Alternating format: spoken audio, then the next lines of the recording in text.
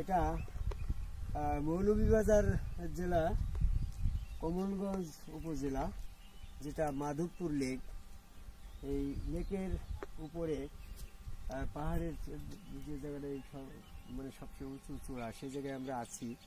এই জায়গাটার পরিবেশ এত সুন্দর লাগছে, শুধু চা বাগান চারিদিকে, আর পাহাড় আর পাহাড়। অনেক দূরে যতদূর চোখ যায় পাহাড়ের মনমুগ্ধকর পরিবেশ দেখে খুবই আমার ভালো লাগছে। এটা বাংলাদেশের ভিতরে এত সুন্দর জায়গা যে এখানে আছে, এতটা আমরা উপলব্ধি করতে পারি নাই। যেমনটি মানুষের ভিতরে দেখা যায় রিসার্চ গবেষণা না করলে বা বাস্তবতার ভিতর দিয়ে একটা বিষয় না জানলে অনেক সময় সেটা বোঝা যায় না। যেমন আজকে সকালে একটা বিষয় উদয় হইল যে মানুষ পৃথিবীতে পাপ করছে, আর পাপ করার পরপরই সেটা মনে করছে যে আমি তওবা পড়লে সেটা ক্ষমা হয়ে যায়। কিন্তু তওবার সাথে ক্ষমা হওয়ার সম্পর্ক আছে, কথাটা ঠিক আছে, কিন্তু ক্ষমা পাওয়ার পূর্ব শর্ত হচ্ছে আল্লাহ পাকের ঈমান। মুমিন ব্যক্তি ছাড়া কাউকে আল্লাহ ক্ষমা করবে না। যদি মুমিন ব্যক্তি ছাড়া কাউকে আল্লাহ ক্ষমা করে, তো সেক্ষেত্রে ইবলিসও বলবে যে আমি বা ক্ষমার আওতাভুক্ত হই না কেন। এজন্য আল্লাহ পাক ক্ষমা করবে ঠিক, কিন্তু মুমিন ব্যক্তি ছাড়া কাউকে ক্ষমা করবে না। তো ক্ষমা পাওয়ার পূর্ব শর্ত হচ্ছে মুমিনত্ব লাভ, আর মুমিন হওয়ার পূর্ব শর্ত হচ্ছে আল্লাহ পাকের কাছ থেকে ঈমানের অনুমতি লাভ। আল্লাহ পাকের কাছে ঈমানের অনুমতি লাভ এটা সূরা ইউনূসের 100 নম্বর আয়াতে বলছে, আল্লাহর অনুমতি ব্যতীত ঈমান অর্জন করা কারো পক্ষে সম্ভব নয়। তো অনুমতি লাভের পূর্ব শর্ত হচ্ছে আল্লাহর দলভুক্ত হওয়া। আল্লাহর দলভুক্ত হওয়ার পূর্ব শর্ত হচ্ছে শয়তানের দল থেকে, অর্থাৎ কাফেরের দল থেকে নাম কাটা, কাফেরের দলভুক্ত না থাকা। একজন ব্যক্তি কাফেরের দলভুক্তই আছে, সে যদি তওবা পড়িয়ে যদি ক্ষমা পেয়ে যায়, তাহলে তো তওবা তার ক্ষেত্রে কোনো কাজ আসছে না। কারণ কাফের ব্যক্তি যতই তওবা পড়ুক, সেই তওবা আল্লাহ গ্রহণ করবে না, কবুল করবে না। কারণ কাফেরের তো ক্ষমা করার সূত্র নাই। ক্ষমা করার সূত্র হচ্ছে মুমিনত্ব লাভ। তো দেখা যাচ্ছে যে আল্লাহ পাকের দলভুক্ত হতে হলে কাফেরের দল থেকে নাম কাটা, আর কাফেরের দল থেকে বা শয়তানের দল থেকে নাম কাটার পূর্ব শর্ত হচ্ছে শয়তান বিরোধী কাজ করা। তো শয়তান বিরোধী কাজ কি? যে কাজটা না করে ইবলিস কাফের হইল, যেমনটা মনে করা যায় সেটা কি হচ্ছে ইবলিস আদম কাবায় আল্লাহকে সেজদা না করে কাফের। যখন মানুষ আদম কাবায় আল্লাহকে সেজদা করে, সে আর তখন শয়তানের দলভুক্ত থাকে না, সে এরকম ভাবে আল্লাহর দলভুক্ত হয়ে যায়।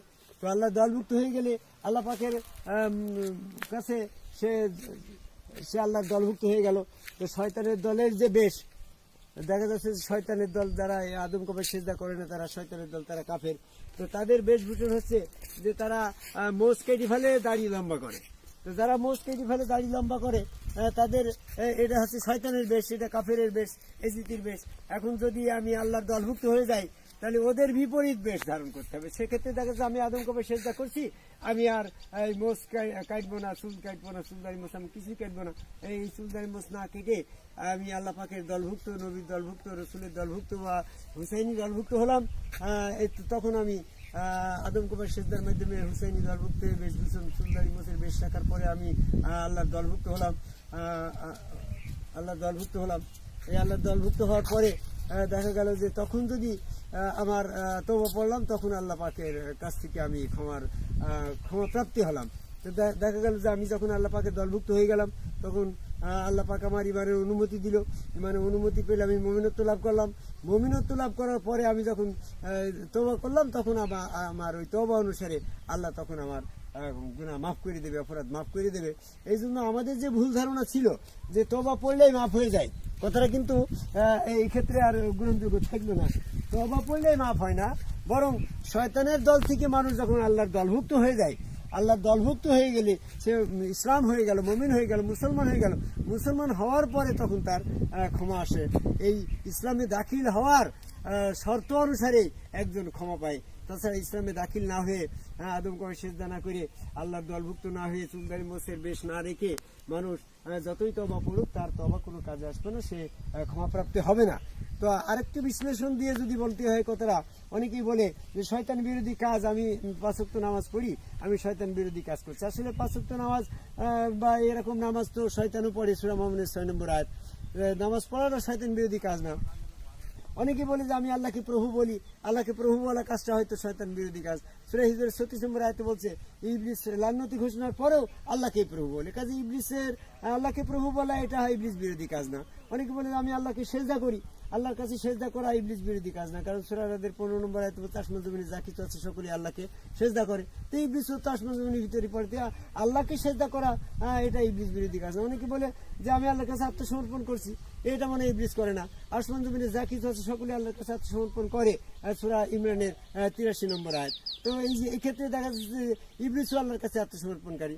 অনেকে বলে যে আমি আল্লাহ রসুল বিশ্বাস করি এবং আল্লাহ রসুলের আনুগত্য স্বীকার করছি, সেটা ইবলিসের ক্ষেত্রে দেখা যাচ্ছে যে সূরা নূরের 47 নম্বর আয়াতে বলছে আল্লাহ রসুল বিশ্বাস করার পরেও বিশেষ জায়গায় মুখ ফিরিয়ে তারা কাফের। তো সেক্ষেত্রে দেখা যাচ্ছে যে এই আল্লাহ রসুল বিশ্বাস করে তারা আনুগত্য স্বীকার করে এটাও ইবলিস বিরোধী কাজ না, এই পর্যন্তও ইবলিস করে। শুধুমাত্র ওই আদম কাবাই সেজদার ওই জায়গাটাই হচ্ছে একমাত্র ইবলিস বিরোধী কাজ, আর সেই জায়গাটাই যখন কেউ করে তখন সে আল্লাহ দলভুক্ত হয়ে যায়। আল্লাহ দলভুক্ত হওয়ার পরে সে যখন ওই যারা আদম কাবাই সেজদা করে না তাদের বেশভূষণ টুপি পাগড়ি লম্বা জুব্বা এই সমস্ত পরিহার করে যখন চুলদাড়ি মোছের বেশ ধারণ করে তখন সে আল্লাহ দলভুক্ত হয়ে যায়। আল্লাহ দলভুক্ত হওয়ার পরে সে তখন আল্লাহ পাকের কাছে ক্ষমা পায়। আর এই ক্ষমা পাওয়ার জন্য আমাদের আদম কাবাই আল্লাহকে সেজদা করা দরকার। আর আদম কাবাই আল্লাহকে সেজদা করা দরকার হলে একজন সম্মুখ রসুলের কাছে বায়াত হওয়া দরকার। সম্মুখ রসুলের কাছে বায়াত হয়ে আদম কাবাই সেজদা করে শয়তানের চুলদাড়ি মুছের বেশ থেকে শয়তানের দল থেকে নাম কেটে আল্লাহর দলভুক্ত হয়ে আল্লাহর দলভুক্ত হওয়ার পরে ইমানের অনুমতি পাওয়ার পরে মুমিনত্ব লাভ করার পরে যখন সে তওবা করে তখন তার ক্ষমা হয়ে যায়। আর পাপ যখন ক্ষমা হয়ে যায় তারা নেকির পাল্লা ভারী হয়ে যায়। নেকির পাল্লা ভারী হয়ে গেলে আমলনামা ডান হাতে হাসতে হাসতে জান্নাতে, এই জান্নাতের এই সুনির্দিষ্ট পথে আসার জন্য সকলের প্রতি আহ্বান রেখে এই মৌলভীবাজার কমলগঞ্জ উপজেলার মাধবপুর লেকের এই প্রাকৃতিক সৌন্দর্যের অবনীলায় সবুজের সেই সমারোহ, এই সুন্দর জায়গায় দাঁড়িয়ে সকলকে জান্নাতি যাওয়ার এই পথের আহ্বান রেখে কথা শেষ করি। জয় গুরু।